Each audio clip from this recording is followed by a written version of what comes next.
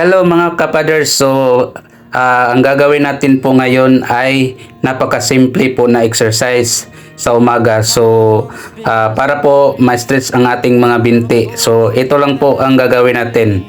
So ayan, yan po ang tinatawag na high knees jacks. So ibig sabihin, so kailangan lang iunat yung paa saka yung mga kamay. So ganun lang po kasimple guys. Simple pamaraan ng eksersisyo araw-araw or kahit 3 times a week. So needed yan sa ating katawan para po ma-stress yung ating mga muscles.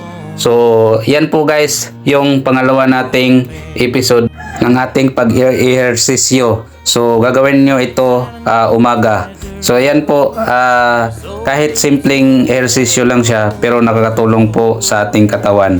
Yan po guys. So maraming salamat. Hanggang sa susunod po natin na episode. So ingat guys.